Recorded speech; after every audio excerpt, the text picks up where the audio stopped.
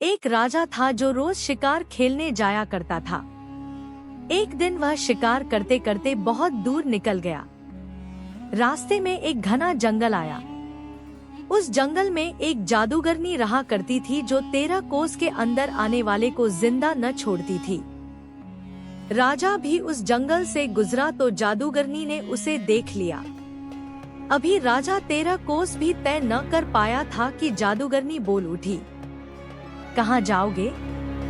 राजा की नजर जब उस पर पड़ी तो वह उस पर मर मिटा।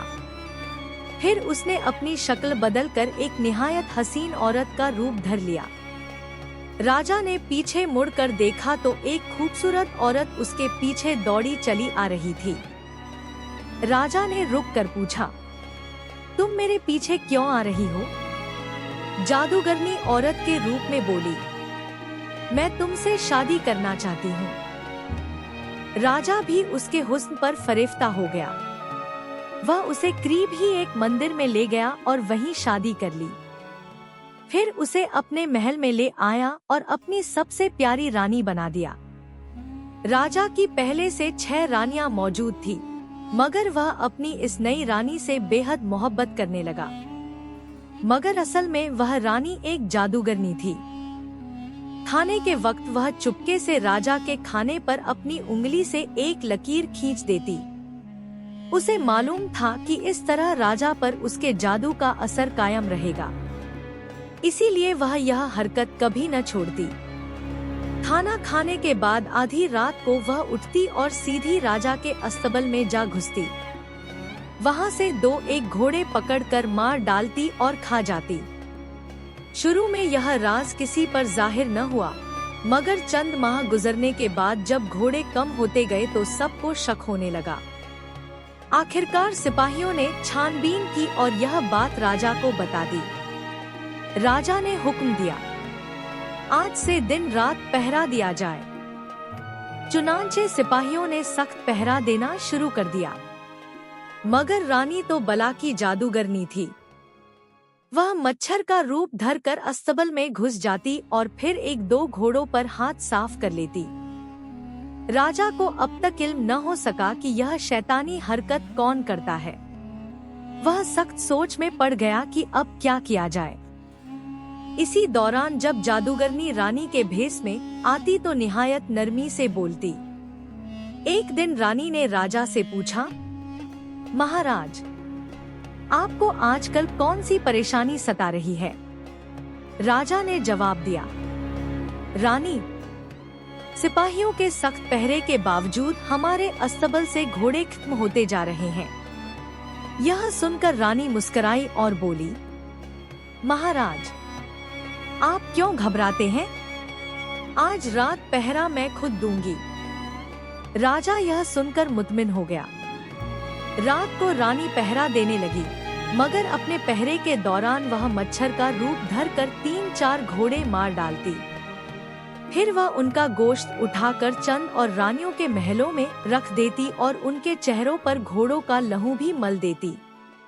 उसके बाद खुद अपने महल में आकर सो गई। सुबह होते ही राजा जगा। उसने रानी से घोड़ों की कैफियत पूछी और पहरे के मुतल्लिक तफसील दरियाफ्त की। रानी बोली, महाराज, मुझे मालूम हो गया है कि आपके घोड़े कौन उड़ाता है। आइए, अपनी आँखों से देख लीजिए। वह राजा को लेकर दूसरी रानियों के रहाइशगाहों में गई। वे सब सो रही थी, मगर उनके चेहरे खून से लथपथ थे और उनके करीब घोड़ों का गोश्त भी पड़ा हुआ था। यह देखकर राजा मारे गुस्से के आग बबूला हो गया। उसने रानी से पूछा, अब इनका क्या किया जाए? रानी ने चालाकी से कहा, इनकी आंखें निकालकर इन्हें किसी अंधे कुएं में डाल दिया जाए। खाने के लिए हर रानी को रोजाना 8 सेर भुने हुए चने और 1 घड़ा पानी भिजवा दिया जाए। यही सजा इनके लिए मुनासिब है। रानी की बात राजा को भा गई। उसने पहले तो इन बेकसूर रानियों की आंखें निकलवा दी और उनकी आंखें एक डिब्बिया में महफूज कर ली। फिर उन सब को एक टूटे फूटे अंधे कुएं में कैद करवा दिया। उनके खाने के लिए रोजाना 8 सेर भुने हुए चने और 1 घड़ा पानी भेजने का हुक्म दिया। वे 6 रानियां उम्मीद से थी। कुछ ही दिनों में उनके बच्चे होने लगे। जब भी किसी रानी के यहाँ बच्चा पैदा होता तो जादूगरनी फौरन खबर पा लेती। वह उस मासूम को चुराकर 6 टुकड़े कर देती और बाकी रानियों से कहती, आओ इसके हिस्से बांट लो। मगर एक रानी ऐसी थी जो निहायत नेकदिल थी। वह झूठे बहाने बनाती और कभी किसी बच्चे के गोश्त का लुकमा न खाती। वह अपने हिस्से के 8 सेर भुने हुए चने ही खाकर गुजारा करती। आखिरकार सबसे छोटी रानी के यहाँ भी एक बेटा पैदा हुआ। बाकी रानियां बोली, अब हम तुम्हारे बेटे के भी 6 टुकड़े करेंगे। छोटी रानी चीख उठी, मैं हरगिज ऐसा नहीं होने दूंगी। वो रानियां बोली, तुमने भी तो हमारे बेटों को खाया था। छोटी रानी रोकर बोली, नहीं बहनों, न मैंने तुम्हारे बेटों को खाया है, न ही किसी का गोश्त हाथ लगाया है। ये देख लो, मैंने सब बच्चों के टुकड़े संभाल रखे हैं। उसने एक एक करके सबके बच्चों के टुकड़े सामने रख दिए। यह देखकर सब रानियों के दिल भर आए और वे छोटी रानी की सच्चाई पर यकीन ले आईं। अब छोटी रानी का बेटा दिन ब दिन बड़ा होने लगा।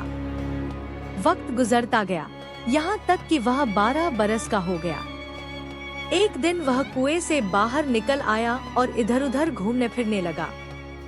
करीबी गांव जाकर उसने बड़ी का हुनर सीख लिया। कुछ अरसे बाद उसने लकड़ी का एक घोड़ा बनाया और उस पर लगाम भी कस दी। वह रोज उस घोड़े को खींचकर महल के करीब तालाब तक ले जाता और यूं जाहिर करता जैसे घोड़े को पानी पिला रहा हो।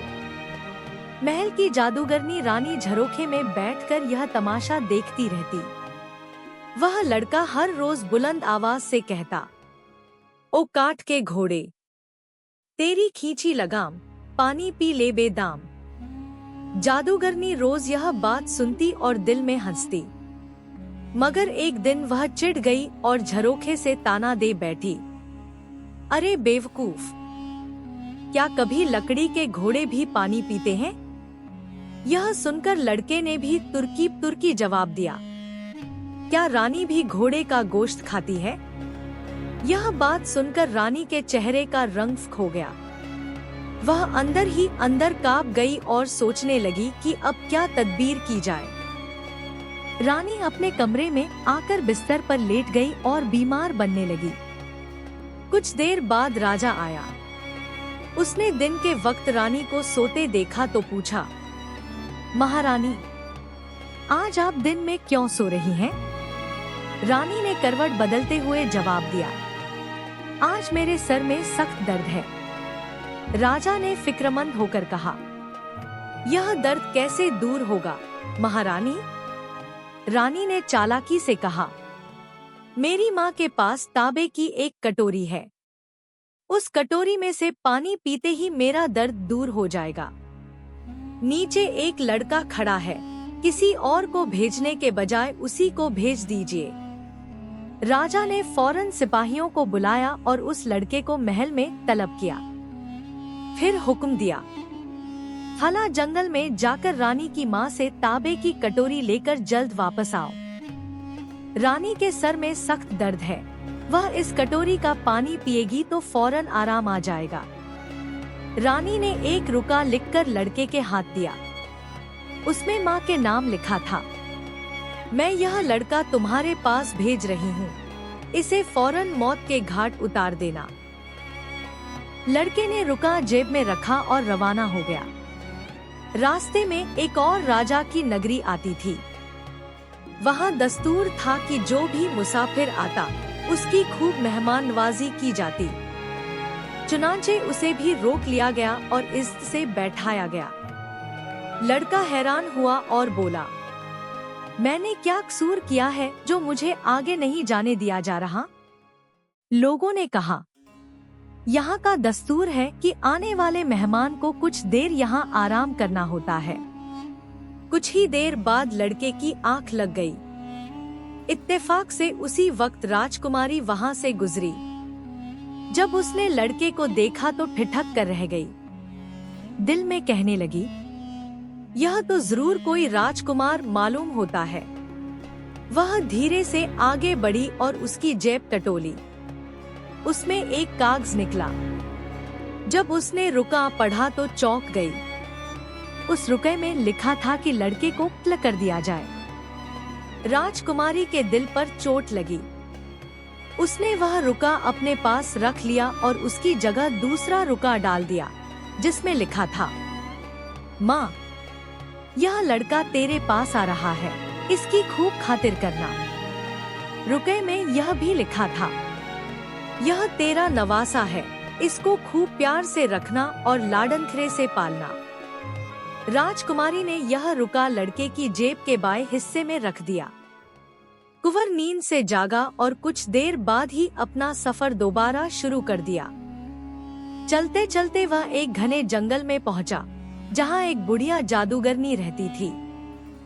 वह उसे देखते ही लपकी और खाने को दौड़ी।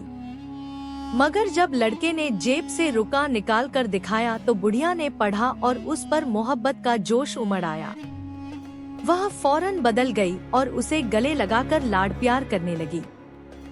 यूं वह लड़का उस बुढ़िया के पास कई दिन तक ठहरा रहा और दोनों के दरमियान इंसुल्फ बढ़ गई। एक दिन लड़का बुढ़िया से बातों ही बातों में वहां मौजूद परिंदों और चीजों के मुतल्लिक पूछने लगा।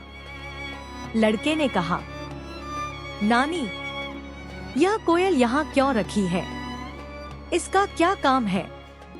बुढ़िया बोली, बेटा, इस कोयल में तेरे नाना की जान है। फिर लड़के ने इशारा करते हुए पूछा, और यह तोता क्यों पिंजरे में बंद है? बुढ़िया ने आह भरी और बोली, यह तोता है जिसमें तेरी माँ की जान है। फिर वह आगे बढ़ी और एक चक्की की तरफ इशारा करते हुए कहने लगी, और सुन, यह जो चक्की रखी है, अगर इसे उल्टा घुमा दिया जाए तो मेरी जान खत्म हो जाएगी, मैं फौरन मर जाऊंगी। उसके बाद लड़के की नजर चंद डब्बियों पर पड़ी। वह तजस्सुस से बोला, नानी, यह डब्बी क्या है? जादूगरनी जल्दी से बोली, बेटा, इस डब्बी को हरगिज न खोलना, वरना बहुत जोर की आंधी चल पड़ेगी। लड़के ने हंसते हुए दूसरी डब्बी की तरफ इशारा किया और पूछा, नानी, यह दूसरी डब्बी में क्या है? नानी बोली, बेटा, यह डब्बी मत खोलना, अगर खोल दी तो चारों तरफ आग ही आग बरसने लगेगी। लड़का खामोश हुआ, मगर कुछ देर बाद फिर पूछ बैठा, नानी, यह तीसरी डब्बी में क्या रखा है? नानी ने कहा, इसमें पानी है, इसे भूलकर भी न खोलना, वरना मूसलाधार बारिश होने लगेगी। फिर लड़का बातों ही बातों में हंसते खिलते चौथी डब्बी के मुतल्लिक भी पूछने लगा, नानी, यह चौथी डब्बी किस लिए है? जादूगरनी ने उसे डांटते हुए कहा, इसे तो फेंक ही देना चाहिए, इसमें तेरी पहली माँ की आंखें रखी हैं। लड़का हंसा और बोला, अच्छा नानी, क्या यह आंखें दोबारा लग सकती हैं? नानी ने संजीदगी से जवाब दिया, हाँ बेटा, यह आंखें लग सकती हैं, लेकिन इसके लिए जरूरी है कि उन्हें कामदेव गाय के दूध में धोकर लगाया जाए। इसी दौरान जादूगरनी ने उसे यह भी बताया, यह जो उड़न खटोला है, इसमें बैठकर आदमी लम्हों में जहाँ चाहे जा सकता है, और यह तांबे की कटोरी भी है, बड़े काम की चीज है। कुछ दिन बाद एक मौका ऐसा आया जब लड़के की मुंह बोली नानी कहीं बाहर गई। कुंवर ने मौका गनीमत जाना और चुपके से कोयल और तोते के पिंजरे, चारों डब्बियां, तांबे की कटोरी और उड़न खटोला, सब चीजें अपने पास कर ली। फिर वह जल्दी से उड़न खटोले को तैयार करके उस पर बैठ गया। उधर जादूगरनी को जब पता चला तो वह चीखती चिल्लाती दौड़ी, भयानक शक्ल बनाकर उसे पकड़ने निकली। लड़के ने घबराहट में एक डब्बी खोल दी। अचानक जोरदार आंधी चलने लगी और जादूगरनी तेज तूफान में उड़ने लगी। फिर कुंवर ने दूसरी डब्बी खोल दी। आंधी के साथ साथ आग के शोले भी चारों तरफ फैल गए। आग बढ़ते बढ़ते जादूगरनी के जिस्म तक जा पहुंची और उसे भी जला डाला, मगर वह फिर भी चीखती चिल्लाती भागती रही। कुंवर ने तीसरी डब्बी खोल दी। यकायक मूसलाधार बारिश बरसने लगी, मगर जादूगरनी अब भी हार मानने को तैयार न थी और दौड़ती चली जा रही थी। उसने कोयल को पकड़कर उसकी एक टांग तोड़ दी तो जादूगर की भी टांग टूट गई। जादूगर लंगड़ाता हुआ भागने लगा। अगले लम्हे राजकुमार ने कोयल की गर्दन मरोड़ दी। कोयल तड़पने लगी, जिसके साथ ही जादूगर का दम घुटने लगा और वह भी वहीं तड़प कर मर गया। अब कुंवर ने वहां और ठहरना मुनासिब न समझा। उसने तांबे की कटोरी उठाई और तोते का पिंजरा साथ लिया और अपने बाप के शहर की जानिब रवाना हो गया। कई माह बाद वह अपने बाप के दरबार में पहुंचा और सीधा रानी के महल में गया। उसने तांबे की कटोरी रानी के हाथ में थमा दी। रानी ने जब देखा कि वह जिंदा सलामत कटोरी ले आया है तो उसके तन बदन में आग लग गई। अगले दिन उसने दोबारा बीमारी का बहाना बनाकर बिस्तर पकड़ लिया। जब राजा आया और तबीयत पूछी तो रानी ने सड़े लहजे में कहा, महाराज, मेरा सर दर्द तो इस तरह ठीक न होगा। मुझे फौरन सरियल गाय का दूध मंगवा दो। यह दूध वही बहादुर लड़का ला सकता है जो तांबे की कटोरी ले आया है। राजा ने फौरन सिपाहियों को हुक्म दिया कि लड़के को बुलाया जाए और उसे सरियल गाय का दूध लाने का हुक्म दिया। आखिर राजा का हुक्म वह कैसे टाल सकता था। कुंवर ने फौरन कमर कस ली, लोटा उठाया और रवाना हो गया।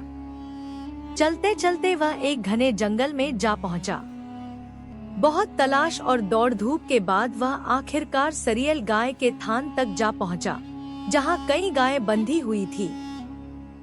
वह चुपचाप छिपकर बैठ गया। अचानक एक बड़ी गाय ने सरियल गाय से कहा, बहन, मुझे लग रहा है कि यहाँ कोई छिपा बैठा है। अगर वह खुद ब खुद सामने आ जाए तो उसकी मुराद पूरी कर दूंगी। यह सुनते ही कुंवर फौरन बाहर निकल आया और अदब से बोला, गौ माता, मुझे सरियल गाय का दूध चाहिए। गाय ने मुस्कुराकर कहा, बेटा ले लो। यह देखते ही बाकी सब गायें चीखती चिल्लाती उस पर दौड़ पड़ी और कहने लगी, यह तो शैतान है, इसकी माँ जादूगरनी है, इसे मार डालो। मगर सरियल गाय ने सबको रोका और कहा, नहीं, यह बच्चा मासूम है, इसे कुछ न कहो। फिर वह कुंवर के करीब आकर दुम हिलाने लगी और बोली, बेटा, खामोश क्यों खड़े हो? दूध क्यों नहीं दोहते? कुंवर ने फौरन लोटे में सरियल गाय का दूध दोह लिया और अपनी नगरी की तरफ रवाना हो गया। महल पहुंचते ही वह अपनी माँ छोटी रानी के पास गया और दूध का भरा हुआ लोटा उसके हाथ में दे दिया। रानी ने तमतमा कर कहा, यह तो सरियल गाय का दूध नहीं है, क्या पता किसी गधी का दूध ले आया हो। कुंवर फौरन पलटा और फिर उसी जंगल में गया। कुछ रोज बाद वह सरियल गाय को भी साथ ले आया और रानी के सामने उसका दूध दोहकर लोटे में डालकर रख दिया। रानी ने जब अपनी आंखों से देखा तो हक्का बक्का रह गई और जलकर बोली, यह कमबख्त तो अभी तक मरा नहीं। कुंवर उस सरियल गाय को लेकर उस अंधे कुएं के करीब आ गया जहां उसकी 6 माँ जैसी रानियां कैद थी। वह हर रोज उस गाय का दूध निकालता, खुद भी पीता और अपनी 6 माताओं को भी पिलाता। साथ ही गाय की बड़ी सेवा करता था। उसने वह डब्बी भी संभाल रखी थी जिसमें आंखें थी। एक दिन उसने वह डब्बी खोली, आंखों को गाय के दूध से अच्छी तरह धोया और फिर अपनी 6 माताओं की आंखों की जगह लगा दिया। यूं सब रानियों की दृष्टि वापस आ गई और वे देखने लगी। कुछ दिन बाद जादूगरनी रानी ने एक और बहाना बनाया। वह फिर बीमारी का ढोंग रचाते हुए बिस्तर पर जा लेटी और राजा से शिकायत की। महाराज, मेरा सर दर्द तो किसी तरह ठीक ही नहीं हो रहा। अब इसका एक ही इलाज है। उस लड़के को बुलाओ, वह कहीं से भी चावल ले आए, तभी मैं बच सकती हूँ, वरना मौत मेरे सिरहाने खड़ी है। राजा ने फिर कुंवर को तलब किया और यह नई फरमाइश उसे सुना दी। कुंवर, जो मजबूर था, एक बार फिर जंगल की राह ली। बहुत दूर जाने के बाद एक घने जंगल में उसे एक साधु मिला। कुंवर ने आजिज़ी और अकीदत के साथ उस साधु की खूब सेवा की। साधु उसकी सेवा और खुलूस से बहुत खुश हुआ और बोला, बेटा, मैं तेरी सेवा से बड़ा प्रसन्न हूँ। मांग, क्या मांगता है? कुंवर ने हाथ जोड़कर कहा, बाबा जी, मुझे कुछ नहीं चाहिए। मेरी रानी माँ बहुत बीमार है। उसके सर में बहुत दर्द रहता है। उसकी बीमारी चावल खाने से ही दूर हो सकती है। यह सुनकर साधु ने कहा, बेटा, तूने तो बड़ी कठिन चीज मांग ली है। यहाँ चावल कहाँ मिलते हैं? फिर भी मैं तुझे यह जादू का डंडा देता हूँ। जिस जमीन पर तू यह डंडा फेरेगा, वहाँ का राक्षस तेरे सामने आ खड़ा होगा। तू जो हुक्म देगा वह बजा लाएगा। यूं तेरा काम पूरा हो जाएगा। साधु यह कहकर रुखसत हो गया। कुंवर ने जादू का डंडा जमीन पर 3 बार फेरा। अचानक घने जंगल से एक भयानक राक्षस निकल आया। कुंवर ने फौरन डंडा उस पर घुमाया और बोला, अब से मैं तेरा मालिक हूँ और तू मेरा हुक्म मानेगा। मुझे अभी पके पकाए उम्दा चावल चाहिए। पल भर में राक्षस ने चावल की भाप उठती हांडी हाजिर कर दी। कुंवर ने वह हांडी उठाई और सीधा महल की तरफ रवाना हो गया। जब वह रानी माँ के पास पहुँचा और पके हुए चावल पेश किए तो जादूगरनी रानी के दिल में आग लग गई। वह जलकर सोचने लगी, यह कैसे मुमकिन है? यह चावल कब उगे, कब कटे और कब पके? कुंवर ने अपनी 6 माताओं को भी वही लजीज चावल खिलाए। कुछ दिन बाद रानी ने फिर बीमारी का बहाना बनाया। बिस्तर पर लेट गई और राजा से कहा, महाराज, आज मेरे सर में दोबारा दर्द हो रहा है। उस लड़के को बुलाओ। राजा ने कुंवर को तलब किया। कुंवर ने आकर जवाब दिया, महाराज, आज मैं रानी माँ का सर दर्द आँख झपकते ही दूर कर दूंगा। लेकिन इस बार मैं एक ऐसा तमाशा दिखाऊंगा जिसे देखते ही उसका दर्द गायब हो जाएगा। राजा यह सुनकर आमादा हो गया। कुंवर ने कहा कि तमाशे के लिए महल के आंगन में खुली जगह तैयार की जाए। फौरन आंगन में दरी बिछा दी गई और राजा, उसके दरबारी, वजीर, मुअज्जिज नागरिक, लौंडिया और बांदिया सब वहां इकट्ठा हो गए। तमाशा शुरू हुआ। कुंवर अपने साथ तोते का पिंजरा लेकर आया। तोते को देखते ही जादूगरनी रानी की हालत गैर होने लगी। कुंवर ने आहिस्ता से पिंजरा खोला और तोते को निकालकर अपने हाथ में पकड़ लिया। यह मंजर देखकर रानी अपनी असली सूरत में जाहिर हो गई। उसने अपनी खूबसूरत रानी का रूप छोड़ दिया और एक भीषण जादूगरनी की शक्ल इख्तियार कर ली। वह चीखती चिल्लाती कुंवर की तरफ लपकी ताकि तोता छीन ले, मगर कुंवर फुर्ती से तोते की गर्दन दबाने ही वाला था। सामने आते ही कुंवर ने तोते की एक टांग मोड़ दी। साथ ही जादूगरनी की टांग भी टूट गई। कुंवर जैसे जैसे तोते के जिस्म का कोई अज्व तोड़ता, जादूगरनी के जिस्म का वही अज्व टूटकर गिर जाता। आखिरकार कुंवर ने एक झटके से तोते की गर्दन मरोड़ दी। तोता तड़पकर मर गया और उसी लम्हे जादूगरनी का दम घुटने लगा। उसके मुंह से खून की धार बहने लगी और वह तड़पती हुई वहीं जमीन पर गिरकर मर गई। यह मंजर देखकर पूरे महल में खलबली मच गई। दरबारियों ने पहले पहल कुंवर को गिरफ्तार कर लिया, लेकिन जब उसने राजा के सामने सारी हकीकत बयान की और अपनी 6 माताओं पर ढाए गए जुल्म सितम का हाल सुनाया तो सब हकीकत आश्कार हो गई। राजा कुंवर की बहादुरी, सादतमंदी और एसार से बेहद खुश हुआ। उसने अपनी 6 बीवियों को भी महल में वापस बुला लिया और उनके दुख दूर किए। चंद ही दिन बाद राजा ने खुद तख्त-ओ-ताज छोड़ दिया और कुंवर को बादशाह बना दिया। बड़ी धूमधाम से उसकी ताजपोशी हुई। कुंवर ने बरसों अदलो इंसाफ और सुकून के साथ हुकूमत की। उसकी सल्तनत में खुशहाली और अमन कायम हो गया और सब रियाया हंसी खुशी जिंदगी गुजारने लगी।